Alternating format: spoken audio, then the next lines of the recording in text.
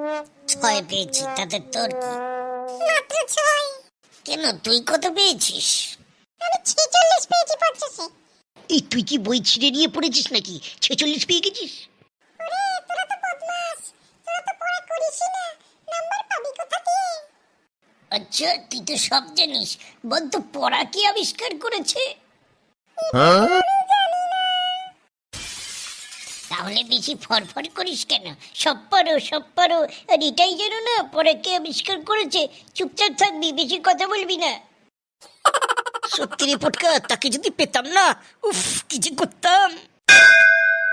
এই চ, ঘন্টা পড়ে গেছে, কালকে আবার দেখা হবে। আরে দোস্ত, এরকম ভাবে দাঁড়িয়ে আছিস কেন? অন্ধকারের মধ্যে কি হয়েছে, মন খারাপ নাকি? আর বলিস না, সকাল থেকে না একটা চিন্তা মাথায় ঘুরছে। তোর আবার কিসের চিন্তা? ওই যে পড়াটা কি আবিষ্কার করলো, এটাই তো জানতে পারছি না। কে বলতে পারবে বল তো আমাকে? ওইসব চিন্তা করে লাভ নেই, বাড়ি চ, বাড়িতে গিয়ে ঘুমাই, কাল সকালে চিন্তা করব। না, কিছুতেই চিন্তাতে যাচ্ছে না, ঘুমও পাচ্ছে না। উফ, কি যে প্রশ্নটা আসলো মাথায়।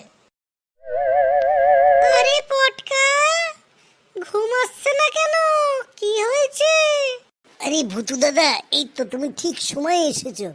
আরে একটা কোশ্চেন আমার মাথার মধ্যে এদিক ওদিক ঘোরাঘুরি করছে, কিছুতেই উত্তর খুঁজে পাচ্ছি না। এ তো ভারী চিন্তার বিষয়। কি প্রশ্ন আমাকে বলো? বলো তো, পড়াশোনাটা কে আবিষ্কার করেছে? এটা তো একদম সোজা। তুমি জানো? বলো তো কি নাম? Alexander Magnus. ও আচ্ছা। তাহলে চিন্তা তো শেষ, এবারে ঘুমু করে ফেলো। হ্যাঁ ভূতু দাদা, এবারে ঘুমো করবো আমি। Tata, bye bye, good night.